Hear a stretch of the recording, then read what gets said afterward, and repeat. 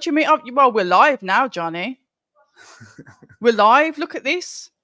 I am absolutely honoured to be joined by Johnny Nelson. This is our very first live.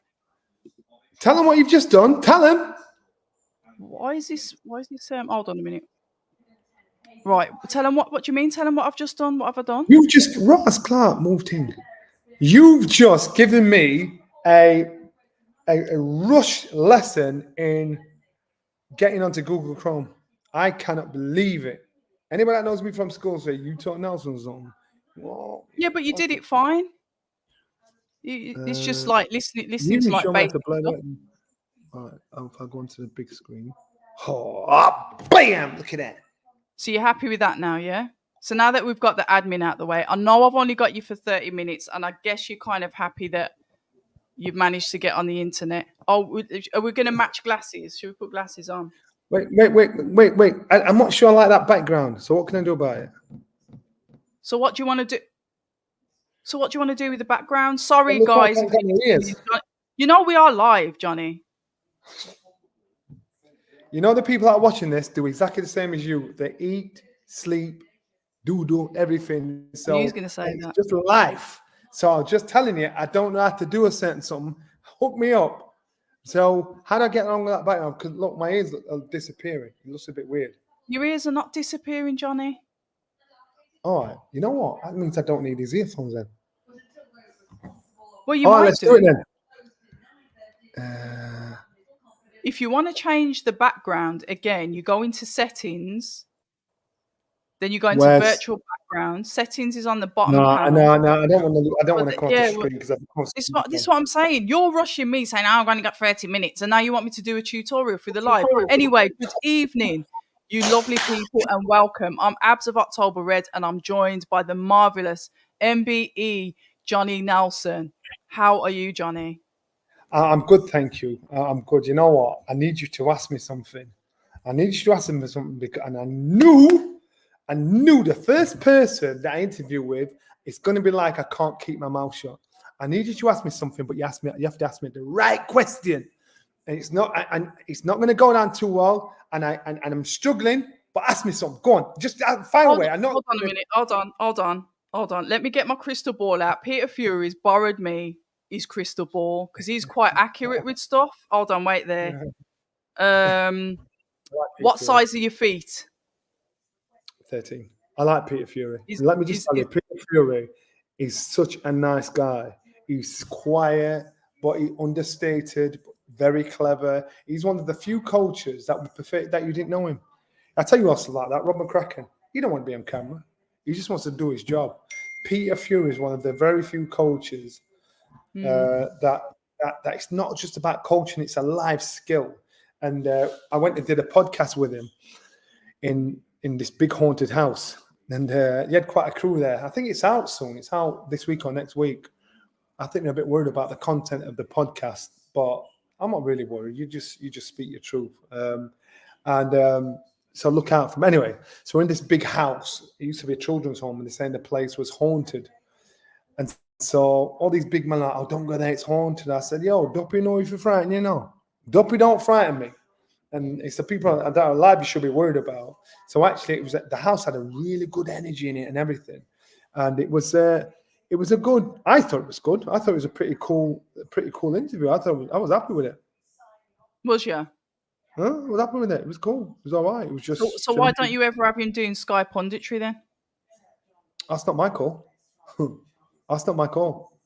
And if it was my call, you know what? I think yes, do it. But honestly, he was on GBM the other week, and he was really good on that. He did some punditry on the DAZN with GBM, so that was good to listen to.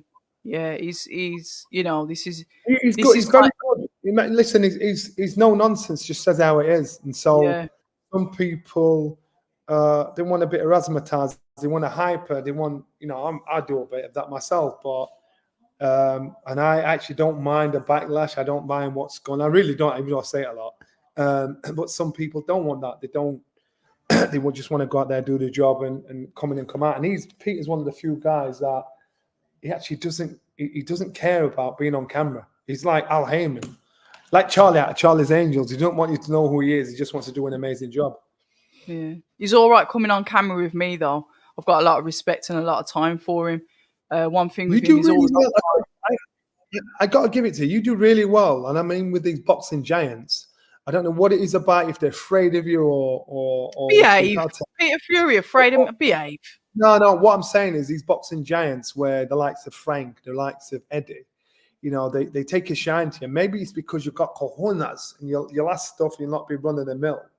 And that's what I'm saying. You do pretty well. So a lot of guys, a lot of the giants are happy to do an interview because you're different. Yeah, I think.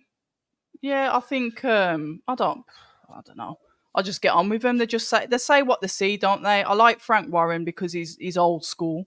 I like his sarcasm, his sense of humour. I like Eddie because he's literally a living and walking machine.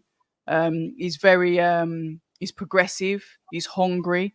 He's determined. I like the way his mind works when it comes to like business. I like Peter Fury because like you said, he just tells you exactly what he thinks, and if you don't like it, then it's tough. He doesn't care. He's a bit like you, Johnny. It's like you can't really say anything to him to offend him. He's not bothered. And he said to me, you know, if you're in this business and you're on camera, you've got to let it run off run off like rain running off a windshield. You can't afford to be like taking everything to heart. So that's what I'm saying. That's what I'm saying. With that kind of stuff there, you can't take these things personal, because if you're of the faint-hearted and especially in the sport of boxing, 1 minute you're hot, 1 minute you're hot, 1 minute you're not. You can't take these things personal, because if you do, you're in the wrong sport. Absolutely. So I've guessed wrong. So it wasn't about feet. There's so much I want to talk to you about, Johnny. Can I come back to that in a bit? Because I'm going to come back to that because I'm going to ask you several things and that might pop into it anyway. But first of all, just welcome to everyone that's tuned in. DTD says, abs fresh from filming Robert Palmer's Addicted to Love tribute. I used to really like that song, but the girls had their hair slicked back, didn't they? And they had like black mini dresses on. I might actually do that because I've got some black Christian Louboutins. How old are you? I put on miniskirt. What are you putting a miniskirt on for? I'm 50. That'd be like me putting on some skinny jeans. Like you standing up on Instagram with your pants on. Like me. Did you see that? Oh, you spotted. Well, I would do. It's on your profile, ain't it? I'm sure I told you to put some clothes on. Yeah. You actually dress like. So if I was you, I'd put a sock in it. Anyway, come dressed one of them like Matilda, like some bad school kid. Bad school kid. I've had all sorts of different things. Anyway, let's get back to boxing, Johnny. Recently, it's been announced that Chris Eubank Jr. has signed a partnership deal with Boxer. Obviously, he's going to be broadcast on Sky. I kind of like overlooked that and just looked at it as Chris Eubank signing, but then it's sort of like, it's a partnership. So, Johnny, layman's terms, what does that mean? You know, it's hard to discuss things you don't know the devil in the detail about.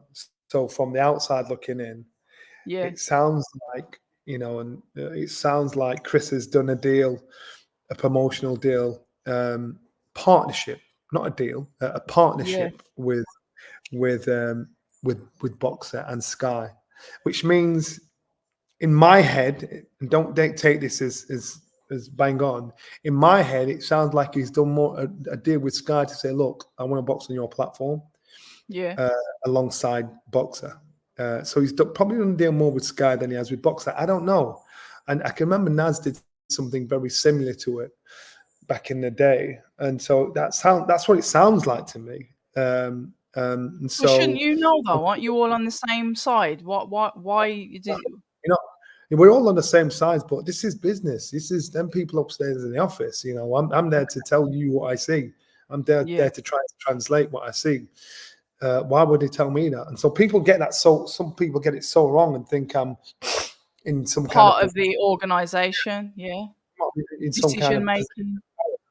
No, I'm not. Yeah, and I'm asked for my opinion, and I give my opinion, and that's it. So when Sky and Boxer make decisions, when I hear around the same time, or probably just before you lot do.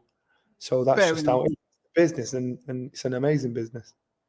Yeah, I mean, obviously it's a name. Obviously, before that was announced, there was some suggestion that he'd be going to fight or trying to make a fight. Sorry, with Canelo, and then all of a sudden it's like he signed the partnership.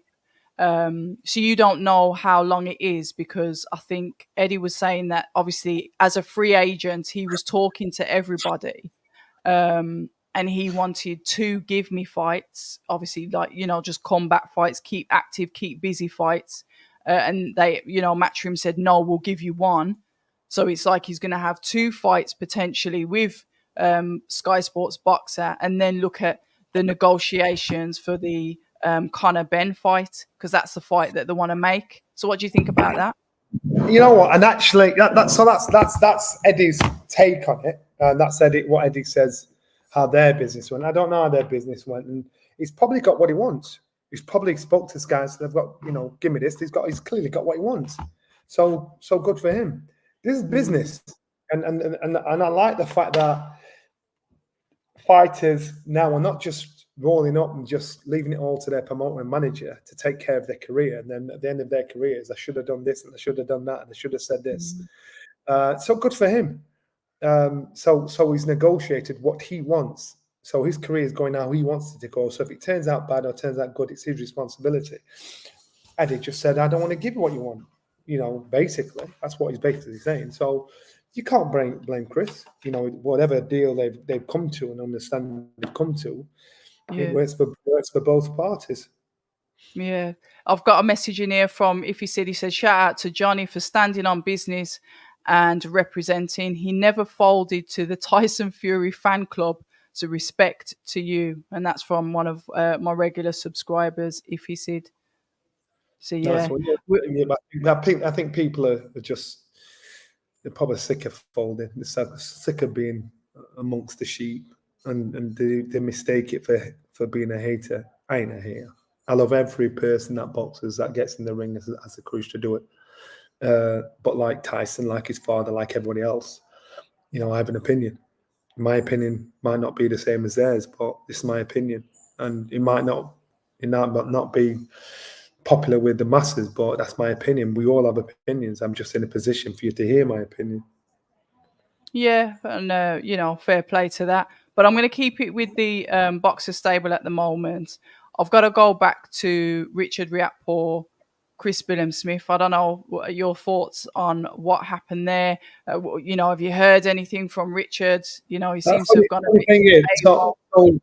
I felt a bit bad because after the fight, I usually go in the dressing room straight after the fight, see Richard and everybody. Yeah, you do. Yeah, I remember. I've seen you in there a few times. And after the fight, I couldn't get to the dressing room because we were still. As soon as it finished, all them man jumped on him there for ages, thinking, "I'm trying to get out of this place, man." And when I got back to the hotel, I thought, God, I didn't get to the dressing room. So I rang Richard and left a message on his answer machine. And I understood a few days after the fight, he was, he'd been licking his wounds. I rang Angel Fernandez. He was absolutely heartbroken. And Fernandez, I rate this young man as a coach. And it's going to take years for him to get the credit he deserves and go through the good and bad experiences to get the wisdom that he's chasing. And you heard in the corner, he was pleading, he was begging, he was trying to get Richard to do what he knows he can do. And it just didn't take effect. And he takes that personal. And so, and I said to Angel afterwards, and he was gutted. I said, Angel, listen, your problem is you love your fighters. And you love your fighters and you want to be their friend. And sometimes a parent has to talk to their child hard for them to listen. Otherwise they feel. So sometimes you're going to have to play bad cop to get the good out of your fighter. And that's something that comes with maturity and experience. So it really hurt him because Richard's performance, as far as he was concerned, reflected on him, was actually, I've seen what Richard's capable of doing in the gym. I know what Richard could do in the gym. So that's why before the fight, I said, if Richard does what he does in the gym, this is a done deal. But the thing is, he's never done it in public. And so that's the big question. He's got to do it in public. I know he's got the capability to do it, but I can't say, yes, Richard wins easy, because he's never done it in public. Even though he'd won all those fights to that point, I know he's a much better fighter than what we've seen. For Richard, we still haven't touched base yet, but I will get, speak to him. I think Richard didn't want it as much as we did, as his people did, as his fans did. And I think I'm going to have to put my hands up and agree with you on that one, Johnny. Yeah, and that's not his fault, because my man's got a life away. He's got a career left, right, centre. He's got other things in his life that are more important than boxing. He didn't want the win as much as we did, and so his reaction, how the way the fight. Shall I tell you what? Because maybe that hunger, that need, that desire wasn't enough to become champion that night. And that you need that hunger. You need, once you've stepped up to try and fight for a world title, and if you lose and you have the ability to win, you realize what you were lacking. So Richard now will go back and think, you know what? I know what I should have done. I know that's a commitment thing where nothing else matters. I don't care about anything else unless apart from this fight. I think Richard has a life away from boxing that he can easily walk into and step into. And Do you think he will? The option is always there. And let him go away, lick his wounds and think, well, what do I want? How much do I want it? Is it really worth this commitment to hard work? I don't know if money's an issue for him. I don't think it is. He has a career, and there's not many people in our sport that have a career away from our sport. So he has options. So until he wants it as much as everybody else, this will always be a problem. And as I said, I've seen what Richard's capable of doing in the gym. And this boy can fight. And even in all these fights, and you've seen him, that he's seen his head up to that point, I know he's better than that. I've seen what he does in the gym. I thought, if you can bring it to an open stage, people would be blown away. Oh, well, but it is what it is. I think that's like a little bit of an open question. I saw his stablemate today because I was at Frank Warren's press conference for the Magnificent Seven in Birmingham, and Ezra Taylor, also out of the same camp with Angel Fernandez as the head coach. He was, more or less saying, look, yeah, he's just having a little bit of time to, obviously, like you said, lick his wounds or whatever, and get back to it. But he was saying he believed that possibly the occasion might have got to him. And I think we can all make different assumptions, but only Richard knows that answer. And hopefully when he's ready to speak about it, I'll be one of them that gets to speak to him about it first. Yeah, I don't think it was the occasion. I really don't. I think it was about the desire, the fire in the belly for it. He's just got to want it. That's that. I've been a champion. I've been in a situation where I'm on home turf. Everything's set. The stage is set for me to win. And I didn't. I got a draw and it stank.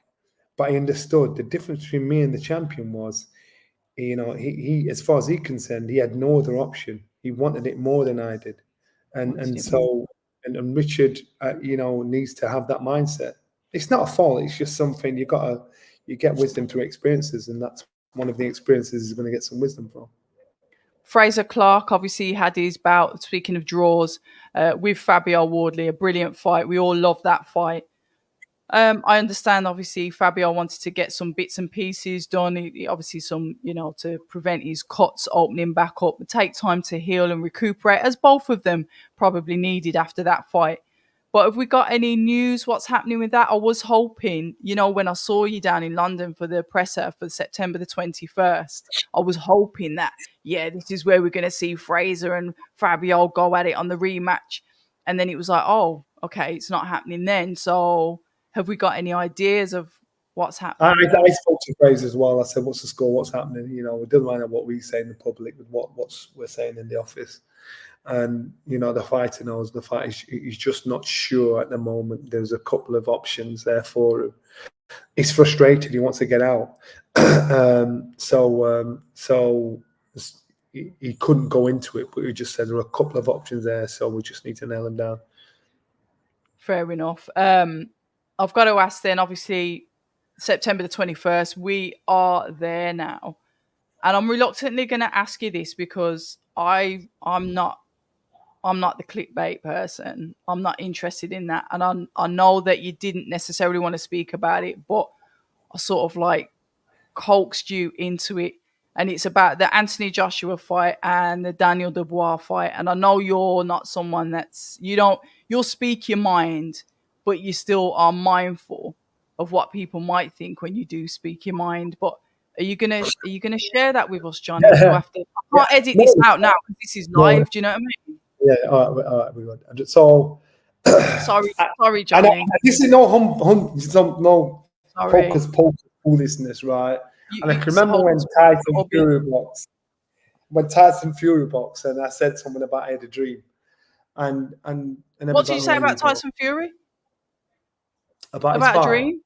When he said, I said Tyson Fury wasn't happy with the result, and there was a big argument about the result. That's what I dreamt before the fight, and so I assumed that meant Tyson Fury won, but or it was a complaint about the fight, and you knew what happened. You know, I said a few other things as well. So last night I'm in bed. Was you in your own bed? I woke up, and when I woke up, I'm like, man, I had a dream. Anthony Joshua and Daniel Dubois. Now, let me just make it very clear.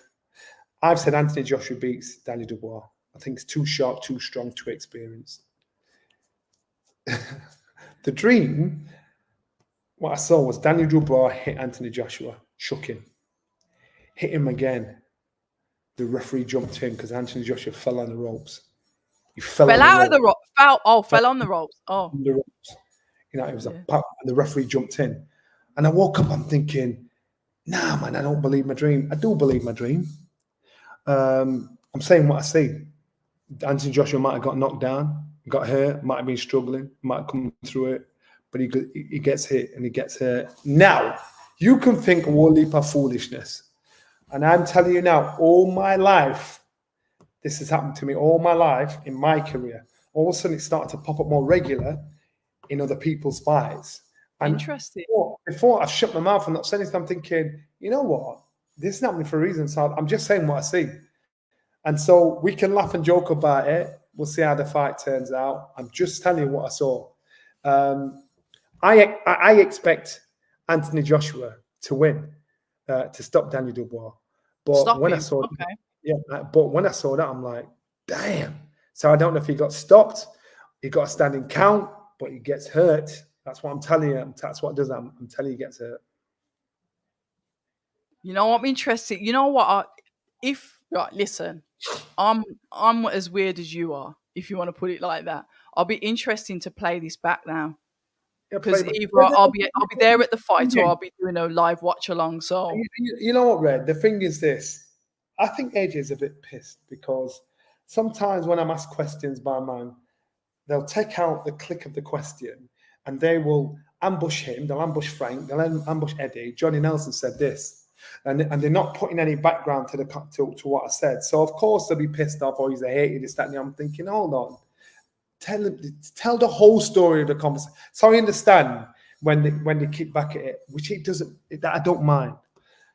AJ, I think I was asked something when he boxed Usyk. I said if he loses, you know, and they dropped it on him live, you know, when he was doing some things, and I can tell he was upset. Derek said AJ's upset with you. I said, Derek, have you seen the interview?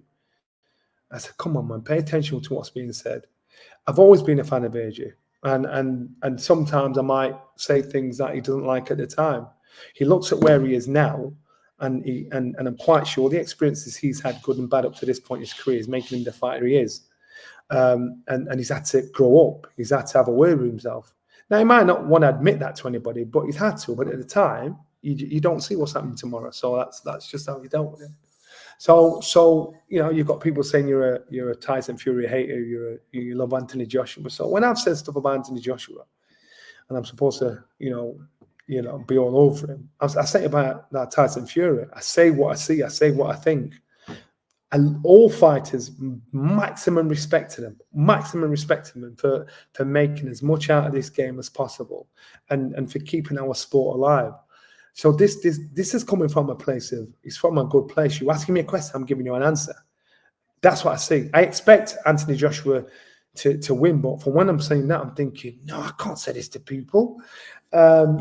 And the first thing I woke up, I thought Anthony Joshua got stopped. But I'm thinking, hold on, Johnny, you didn't see that.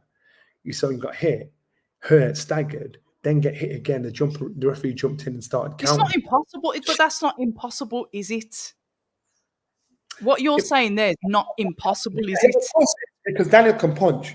Of course, it's not impossible. But before this, I've said AJ wins outright, done.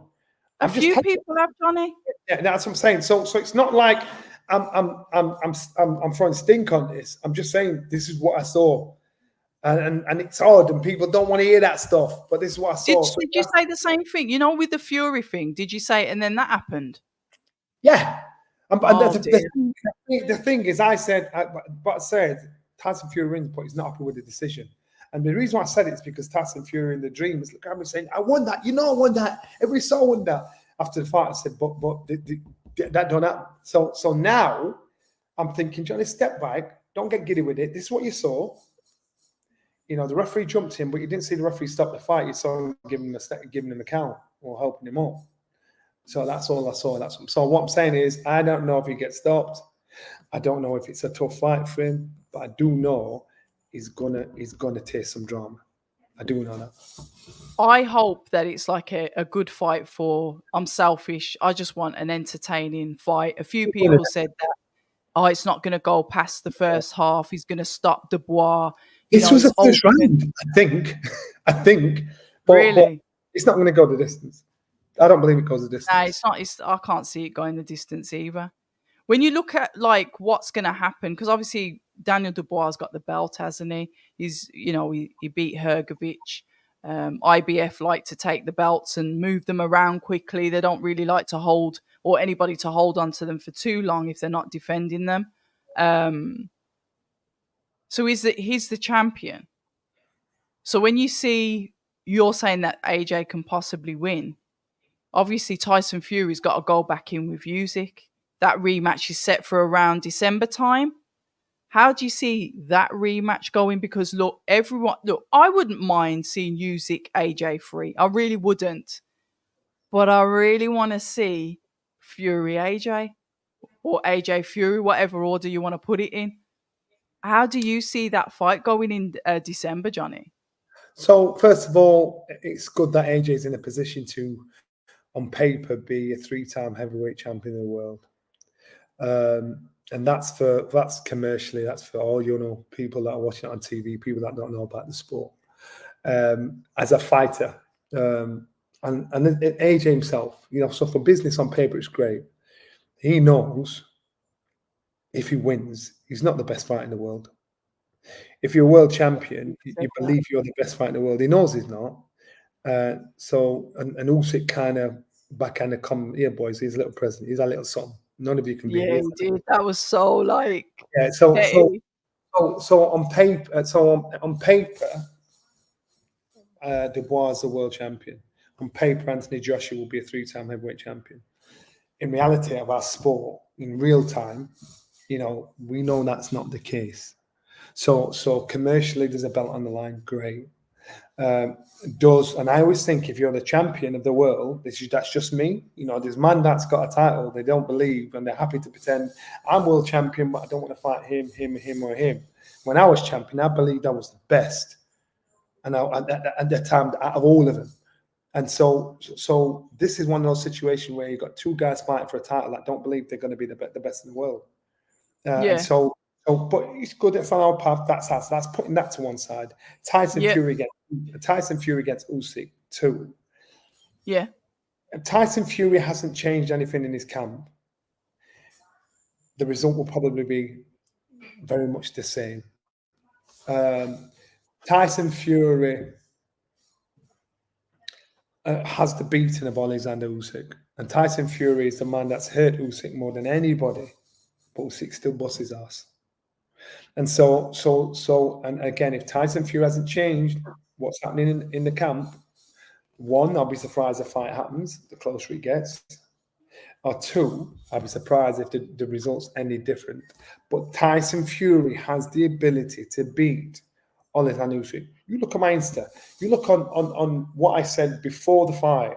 Tyson Fury needs to use his physicality. Tyson Fury himself. Aggressive. fighting man.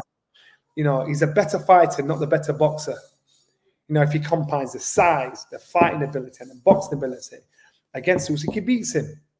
So who would you, if you're Tyson Fury or you're Tyson Fury's management team, and I can ask you this, Johnny, because at the end of the day, you're an ex-world champion, you're a fighter, you've been there and done it. So if you're like Team Fury and you're Tyson himself, who are you having in the corner? Who would you say, okay, strategically, this is what we want, this is who we want, and this is why? If you was to pick his corner, who are you picking? And this is not who's in there already. This could literally be. It's not just a corner. It's the preparation and communication. What are you saying about your preparation? Communication between the coach who's in his corner giving the instructions and the fighter. So it's not just about that night because Tyson Fury could have someone in the corner that he don't respect. Like just here, give me some water, give me a little something. He's got to be in the corner with somebody. If they bark, he jumps. He's got to be in the corner with somebody that he hangs on to every word. He's got to be in the corner with somebody that is taking none of his shit. But that somebody has got to be in training camp to instill that into his head all the way through. So isn't that his dad? No, it's not his dad. It's not his dad. I think his dad had a lot of influence over him, but his dad was more of a hindrance than a help. But his dad's a passionate guy, more of a hindrance than a help. One thing is this: his dad's not said one word. His dad's not said one word, one interview since the fight. Why is that? Because this guy's the loudest man in the room. Why is that? And John Fury, let me tell you this. John Fury's got a big ego and he knows boxing. And so like it or not, when you talk about boxing, he doesn't want to be proved wrong or for it to look like he doesn't know what he's talking about. So if you ask him a question, he'll give you a straight answer. And that straight answer on this occasion may not be beneficial to Tyson Fury. You understand? So John won't make himself look stupid to just massage his son's ego or make him because he's got an ego himself. John is very knowledgeable about our sport. The other stuff around it, that's just his personality. But he's not done one interview. I've not seen one interview since Tyson's fought. So what's going on there? So will he be there the next time? What influence will he have in the camp? What kind of training should I do? I think he should have somebody, if not this person, Dominic Ingle. That's someone like Dominic Ingle or somebody like him. And I don't just mean in the corner. Who else is like Dominic Ingle though? And I mean the build-up. And the problem is this: if you're a coach and coaches aren't rich people, you've got to be in a position. You've got to be in a position that you're willing to lose your job. And say, yo, this is what we're doing. All right. If we're not doing that, on the line. Come out or I'm going. Right, but it's like, I suppose, like football. That sounds like Peter Fury, though, Johnny. That sounds like Peter Fury. There you go. That's what I'm talking about. And that's what I'm talking. It's that kind of shit there. Now, Tyson, he has to be handled with kid gloves because you're thinking, I don't want to upset him because he might do X, Y, Z. He might walk away. He might X, Y. He needs someone that's going to drag him down. Because and listen to him. So and this is how talented he is. Tyson Fury's got this far because Tyson Fury is a talented boxer. Yeah, look how far what he's achieved. Ain't nobody that's in his camps knows more than him. Yeah. Apart from Peter. And Peter knows how to work him. Peter knows how to motivate him. Peter knows how to speak to him. Peter knows how to get the best out of him. Tyson Fury knows more than everybody he's working with. So that's where the learning stops because they ain't telling you nothing you don't know. You need somebody that's gonna tell you something you don't know. You need somebody that you say, "What am I doing next?" All right, I'm on it. Boom, I'm on. Tyson Fury, it shows how talented Tyson is to look at what he's achieved all the way through. And so now, what's changing the camp? I don't know. I'm not in the camp, but what I'm saying to you is, if that's camp's the same as it was last time, the results are going to be exactly the same. So, say for example. All right, let's just forget who wins here. But we put as a finale, because I know you got to go, Anthony Joshua versus Tyson Fury versus Anthony Joshua, whichever way around it is. How do you see that fight going? And this is pre-dreams, because we're not dreaming about that at the moment because it's not been made. So initially, I was asked that question. I said Anthony Joshua beats Tyson Fury. I said Tyson Fury. Now Anthony Joshua beats Tyson Fury. And then Anthony Joshua's career started to taper a little bit, and Tyson Fury, boom, he's up there. I said, you know what? Tyson Fury beats Anthony Joshua. These two are like that because Tyson Fury's performance like this boy's like that. I won't be happy about it, but that's just how it is. Then Tyson Fury's career performance started to plateau, and Anthony Joshua's performance started to go up there. So now at this point where Anthony Joshua is above Tyson Fury, why? You look at the last couple of fights of both fighters. Wallin and Ngannou. I think Tyson Fury's slipping. I think, yes, I do think he's slipping. Even though you saw that he did touch up Usyk. Usyk's face was like touched up properly. Yeah, but Tyson Fury's better than that. He's better than that. And before that, I seen him against Ngannou. His legs were all over the place. What's going on here? Yeah, Anthony Joshua's problem was this: complacency. So it's not like all of a sudden he became slow. It's not like all of a sudden he looked like the fight being punched out of him. He become complacent. You give a man everything he wants, yes sir, no sir, yes sir, no sir. The hunger goes. So therefore, it's like, how do you hold on to that, Johnny? As a champion, with all the money in your bank, with all the belts, how do you hold on to it though? So now you've got two big time millionaires whose prize who's bunning them. The prize bunning them. So now they're fighting. That's hunger. That's hunger. Right. Floyd Mayweather's done it. Ali did it. Fraser did it. All these men that had achieved so much and still came on and had amazing fights afterwards, life and death fights, because that hunger was still there. That's championship material. You know, so all of a sudden, when you've got all the things you want and you've reached the top of the mountain, your belly's full, it's hard to motivate yourself now because they've both been hurt. The backlash of the public that you tapped them on the back saying, "Oh my God, you're the greatest." Now they hate everybody because they think no two-faced, false-loving champion supporters. Now it's bunning them. Good, because it set that fire inside. That fire, yeah, it set that fire inside of them. So that's a good thing. So the position they're in now, and right now, what I'm saying to them, it might be foreign to them. You know, in 10 years' time, they'll look back and think, you know, they'll agree with this kind of stuff. I've been there. I've seen it. I'm not at their level, but I've been a fighter. I've been a champion. I know the mindset. I've been a winner. I've been a loser. I've been on both sides. I've been on side of the fence that them boys haven't been on. You know, so I understand what needs to be done, what you need. I looked at Tyson Fury. I thought, oh my God, I know exactly what to tell that boy there. I look at Anthony Joshua. I think, AJ, come on, man. You know, and you know exactly what to tell him. That's not my job. They've got the people around them that they probably think works for them. As far as you know, if it works for them, it works for them. I think for Tyson Fury, if nothing's changed in the camp, nothing's going to change in the fight. Well, we'll have to see what happens with obviously Usyk, Fury 2. I'm looking forward to the fight. Hopefully, all goes well. Both fighters stay healthy during their camps leading up to that.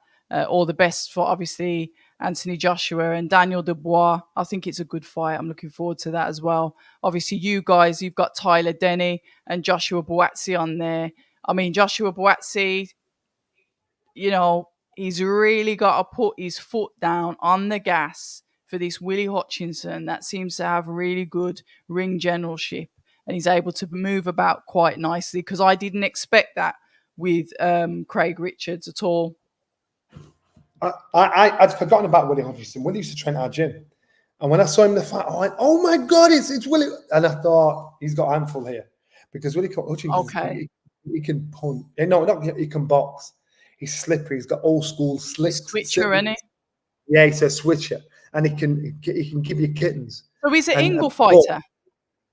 Used to be an Ingle fighter for a short while. Interesting. And in the gym, I thought, I like this boy there. He suits this gym down to the ground. Now, the problem is this. His problem was this: he didn't love boxing enough to have to match the ability he has. Now he's had a good win, but the fear will always be he's got to always, if he loves it enough and he commits enough, this boy is a handful. He's a handful, but there's something inside his head And if he don't want it as much as he should want it, then he loses. But the kid's a talent. He's an unbelievable talent. I've seen him at first hand. I've seen him spar with all them men in the gym, and the boy can fight. The boy's a very good boxer. He reminded me of a guy called Tony Booth. Tony Booth, some people know him as a journeyman, but actually Tony Booth was a very good fighter, but he just had that journeyman mentality.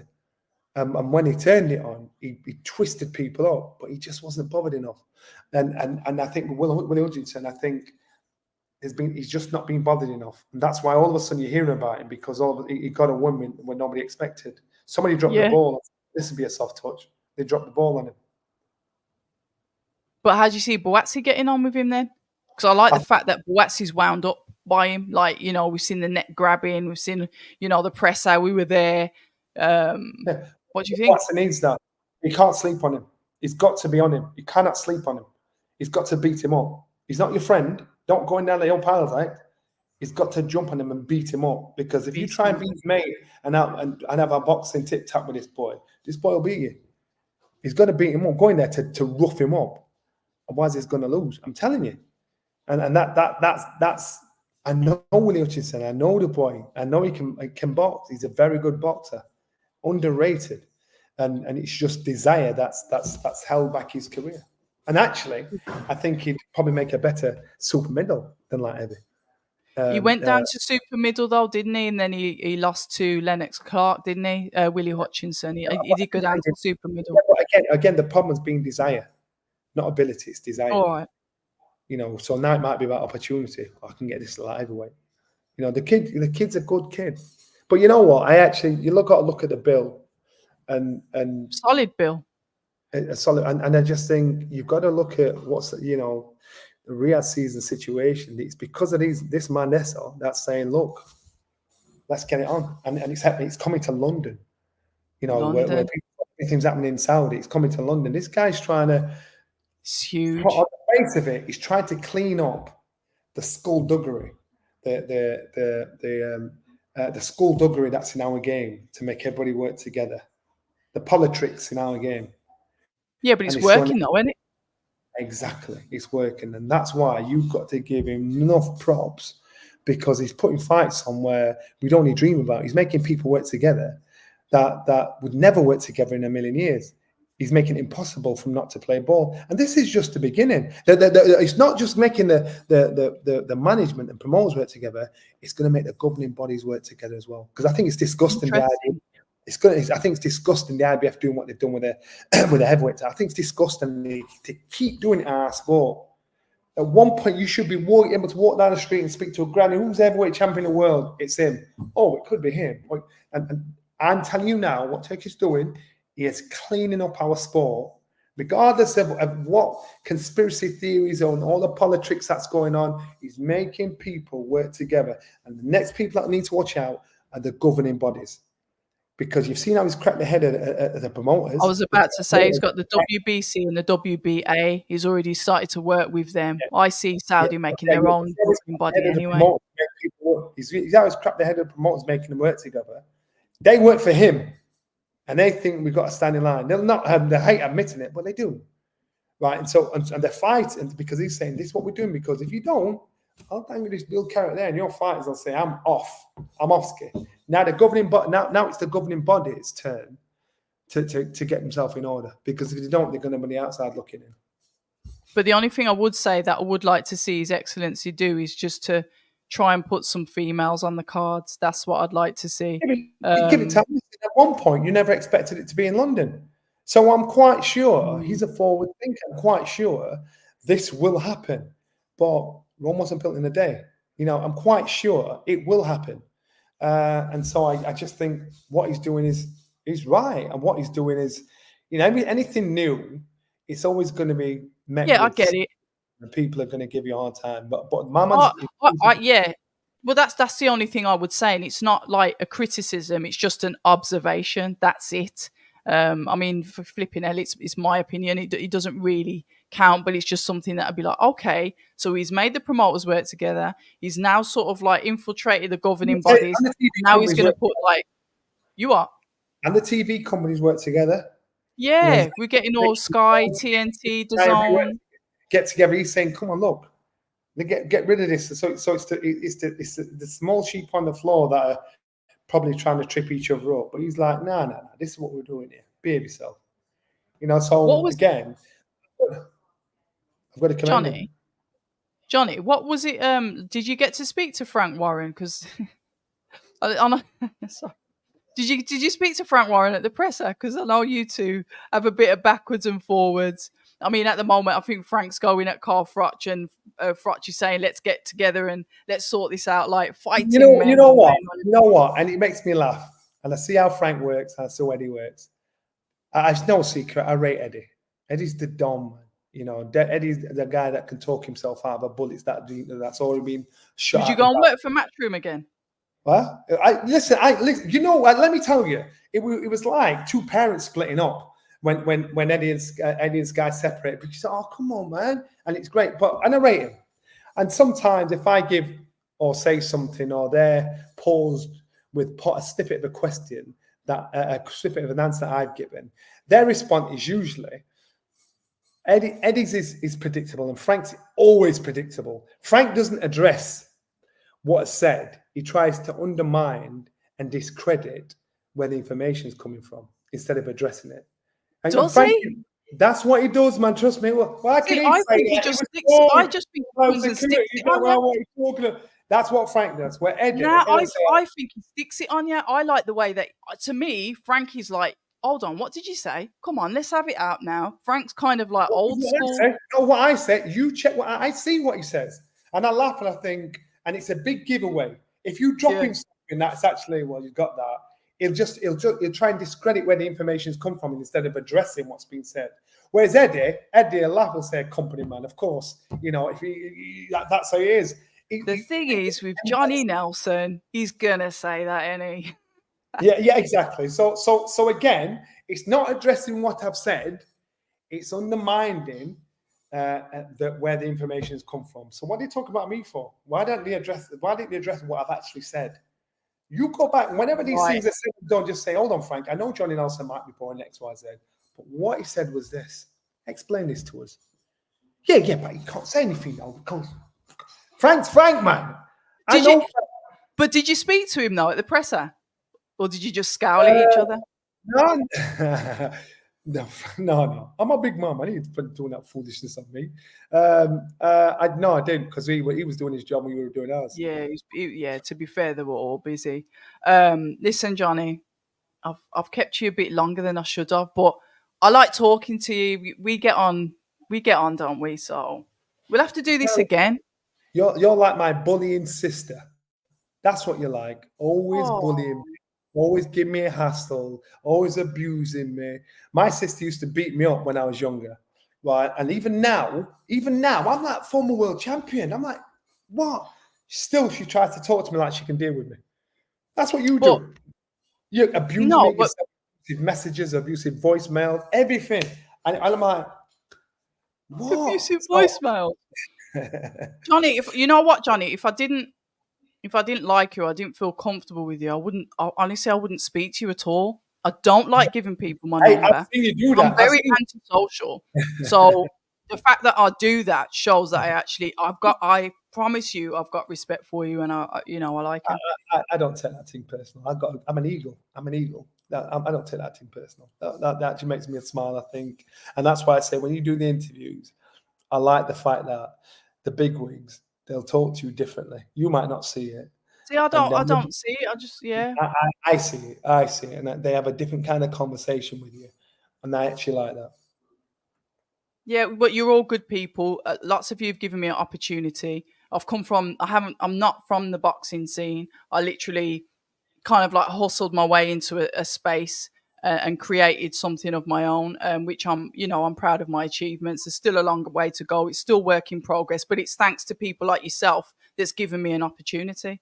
One day you're going to do an interview, and I know your numbers, you've got mad numbers like 200,000 off and whatever, but one day you're going to do an interview, and all this hard work here is going to pay off because the numbers will start to pop off, and people are thinking she's been authentic all the way through.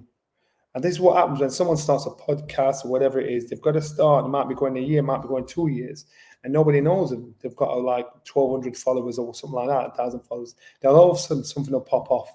Your time will come. Your time will come, and that's why you stick to what you're doing. And, I will anyway. Yeah, you stick to what you're doing. You'll be all right, man. But that's what I'm saying. I'm grateful for where I am anyway. I've come out of nowhere. I've overachieved in my opinion. So anything else is a bonus. Do you know what I mean? There's me like, I remember sitting at home like watching you doing punditry on the this is what I'm saying. All of these guys, Eddie Hearn, Frank Warren, all of those guys. I was sitting at home watching boxing religiously for years. I've always liked the sport, and now it's got to the point where I'm sitting doing either a live with yourself, either like an online with Eddie or face to face, and I'm going to the shows.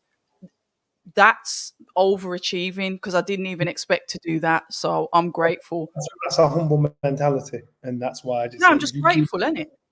Yeah, if you keep that mentality, it will pay off massively. So that's why I've decided. I thought I'm going to do interviews, and you are a chosen one. I will always do interviews for. I'm going to do interviews at home when I'm at home for just a certain. You invited me to your yard though. For a certain few selected people. Obviously, when I'm at a show, I'll do everybody. That's what I do. But you cannot. You keep saying the same thing. All of a sudden, it gets watered down, and people, your values not, your opinion is not respected as much. So I will do a few. You're one of the few when I'm in my home. When I'm out, I'll do everybody. But when I'm in my home, that's how I'll drop it. I'm going to finish on a final word from DTD. It's a final word in the chat. Doesn't work. Boxing journalists can't get too good because the more access they get to boxers, the more they have to tiptoe around them and. Yes, you know that, Dre. Damn right. I totally agree with you. What you put in the journalists. Journalists, what they do is, boxing journalists, they don't want to ask a question. Or no, they ask a question and they get an answer, but they don't question the answer. Because if I pressure this man or this woman, they're going to get pissed off with me and not give me an interview again. And he's spot on, right? Good on you. Good shout. I think he's a northerner like us, so yeah. But Johnny, chat, everyone that's listened in, those in the chat that have commented, thank you ever so much. This was a bit impromptu. Johnny, we're going to have to do this again. When you're ready, you just got to let me know. Like, we need to do something like every couple of weeks, just you and I online together live. Because when boxer, I'm not gonna be at your Barnsley show. It's too far. You sounded like my granddaughter then, saying I'm from Barnsley. She put Barnsley accent on. That was like, no, it's rubbish. That. Yeah, I won't be. I won't be going to that. But we'll have to catch up that week. That's a tough fight. That's a tough fight for Callum. With Chelly and Simpson.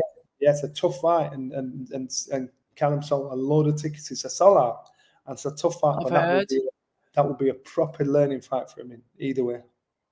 Yeah, I like the both of them. They're both lovely guys. I know Caroline Dubois on the card as well. I've got a lot of time for her. Kind of miffed that I'm not going to that one, but I'll try and catch up with the fighters. I'm waiting to get absolutely roasted by Shane McGuigan because obviously CBS absolutely ruined Richard Riakporhe. So I was thinking even to go up just to get absolutely pillaged by Shane McGuigan for like 15 minutes would have been worth the trip. But yeah, I'll have to catch up with him some other time. He said to me, Shane McGuigan said to me, I'm not doing any interviews with you before this fight, but when CBS wins, I'm going to give you the first interview.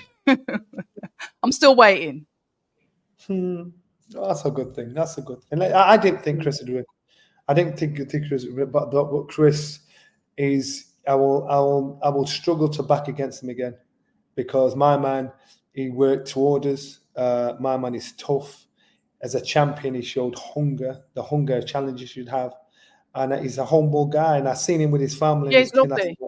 And I thought, you know what? I love that. You know, his woman's there, his kids down. Like, after we did the press conference at Box Park in Croydon, I think it was, upstairs his family. And I looked and I just smiled. I thought, fighters don't realise you got some rogues But some fighters, they need that stability, that basic stability of family. And when I seen Chris with his family, I thought, I like that. That's a nice touch. Well, you know what they say, Johnny? Hard work beats talent when talent doesn't work hard. And that's exactly what we saw that night and what we see on many nights, and why sometimes the talented fighter or the alleged one that should get the W doesn't get it. But you and I we'll end up talking all night. I'm gonna have to let you go. Johnny's got a date. You're going out on a date now, aren't you, Johnny?